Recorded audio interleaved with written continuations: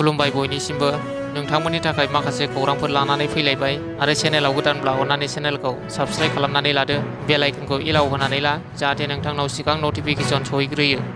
दानिया खोनासंलांदो। गिबि खौराङाव दङ उदालगुरि जिल्ला जुनिया बिजिरसालिया सासे फरायसाखौ जिनाहारि खालामग्रा गुबै दायनिगिरिफोरखौ जिउ जोबजासिम जोबथेसालिनि साजा फोसावो। उदालगुरियाव थांनाय समबारखालि सानजौफुनि 12 रिंगायाव उदालगुरि जिल्लानि मासबादनि जिनाहारि जाथायनि जोबथा रायदान फोसावो। 7 दायनिगिरिफोरखौ जिउ जोबजासिम जोबथेसालिनि साजा होनाय जायो। थांनाय 22 जुन 2024 मायथाइयाव सासे फरायसाखौ 7 सुबुङा हानजायै जिनाहारि खालामदोंमोन। जिनाहारि खालामग्रा गुबै दायनिगिरिफोर फारियै अबिजुल आली, मुस्ताक आहमेद, महिदुल इस्लाम, एहसान आहमेद आरो सदाम हुसेनखौ उदालगुरि जिल्ला जुनिया बिजिरसालिया जिउ जोबजासिम जोबथेसालिनि साजा फोसावबाय। नैथि खौराङाव दङ जुमदुवार बियाबनि सिङाव थानाय खासियाबारियाव इउपिपिएल दोलोनि जयनिं हाबाफारि।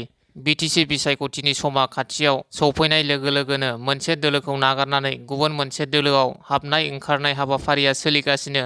बेबादिनो मैया जुमदुवार बियाबनि सिङाव थानाय खासियाबारियाव इउपिपिएल दोलोनि मोनसे जयनिं हाबाफारिया जानानै थाङो। बालागाव प्राइमारिनि सिङाव थानाय थुरिबारि गामिनि गासै गं 11 नखरनि सोद्रोमाफोरा मैया बिपिएफ दोलोखौ नागारनानै इउपिपिएल दोलोआव जयनिं जाफैयो। बे जयनिं हाबाफारियाव 1 नं गसाइगाव बिधानसभा बियाबनि एमएलए जिरन बसुमतारी, मिरु इउपिपिएल दोलोनि सिडब्लिउसि मेम्बार दजेन्द्र राभा, गसाइगाव जिल्ला इउपिपिएल दोलोनि लोगो आफादगिरि लकनाथ नार्जारी, आइजो गांखंनि आफादगिरि बानु नार्जारी, जुमदुवार ब्लक कमिटि इउपिपिएल दोलोनि गाहाय नेहाथारि बनजार नार्जारी बिथांमोना बाहागो लानानै जयनिं जानायफोरखौ बरायनानै लायो।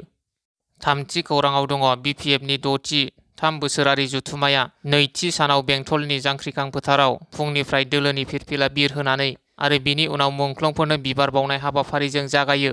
हाग्रामा महिलारिया खौरां बिजोंनि सिगाङाव फोरमायदों दि सिडब्लिउसिनि सावरायनायाव बिटिसि ओनसोलनि गोबां हारि माहारिनि जेंनाफोरखौ सावरायनाय जागोन, लोगोसे सोलोंथाइ, आबाद आरो गोबां बिथिंफोरावबो सावरायगोन होनना बुङो।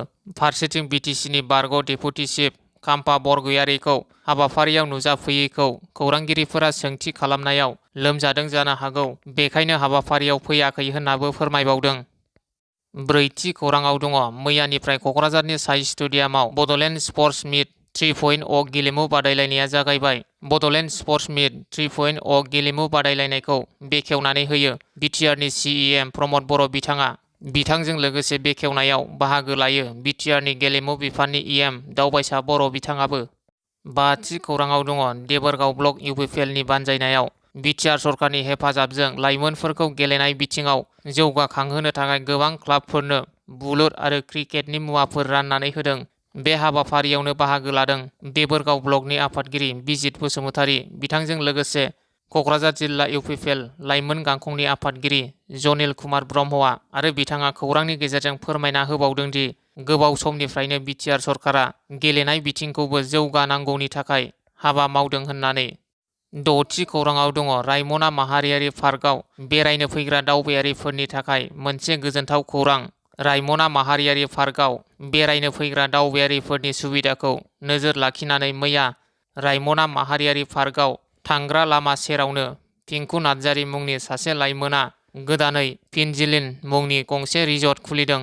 बे रिजर्टखौ बेखेवनाय हाबाफारियाव बर'नि मुंदांखा इउटुबार डक्टर आलफ्रेड बसुमतारी बिथाङाबो नुजाथिफैयो। मिथिनो मोननाय बादिब्ला बे रिजर्टआव नोंथांमोनहा गोजौ थाखोनि थानायनि सुबिदाजों लोगोसे खुदियाफोरनि गेलेग्रा गथ'सा पार्क आरो गोथाव गोबां जाग्रा आदारफोरखौ मोननो हागोन।